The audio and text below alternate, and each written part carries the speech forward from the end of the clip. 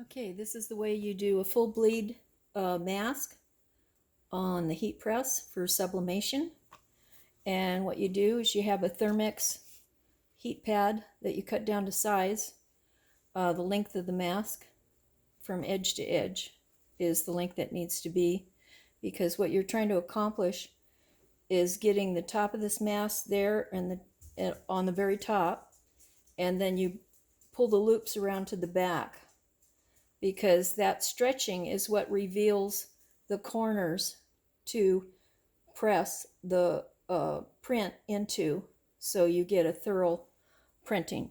And then the other thing I do, whether it's a piece of paper or whatever, over the thermex pad, because what happens if you don't put a protective piece of paper, I have Pell on here, but anything would do, is you'll get sublimation ink transfer, and then it'll transfer onto the next mask, and you don't want that. So that's why I put any protective paper over the top of the thermex pad. Then I put the mask on it, and I make sure the front of the mask is on the top of the pad, and then I pull the ear loops to the back, and then with heat tape, I tape it to the back, because that's what's going to hold the stretch. And then I do the other one,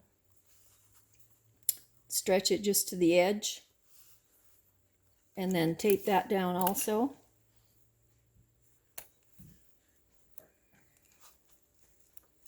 And that will hold pretty good. And then you turn it over and you can see how it's stretched out here. And so what we'll be doing is stretching the top and the bottom, and you're going to tape that down. What we're doing is what's called a pre-press right now, because we're going to get this mask stretched out as well as iron flat, so it receives the sublimation print well from end to end.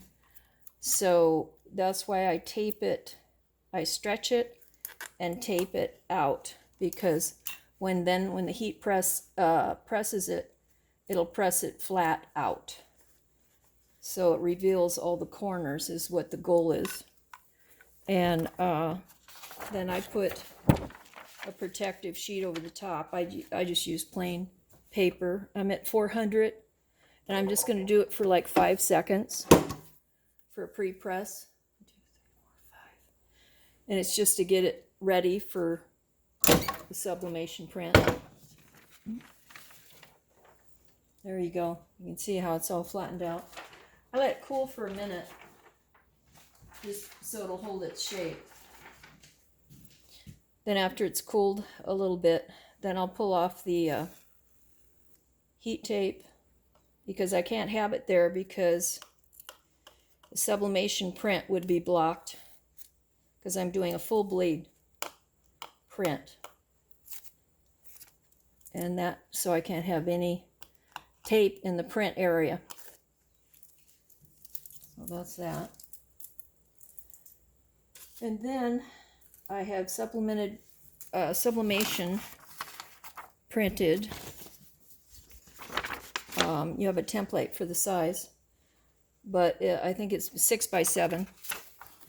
Then I cut it out pretty close to the edges, so I can see when it's face down that I've got the registration that I want pretty much. And then I will spray it with this tacky adhesive spray.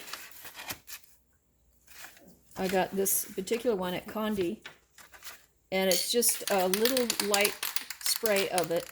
And this is so you won't get ghosting, or just a very little amount, because if it spurts, sometimes it will not let the print have an even print. So then I personally have this area here where the bias tape got joined in the sewing. I have that at the bottom of the mask.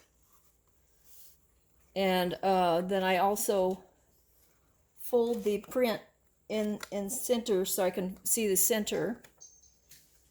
And then I place it on here. Well, first I have to put a protective sheet on my heat press so it doesn't transfer onto that, because I don't want that to happen. And then I will place it from edge to edge. It's going to do it. Smooth it out.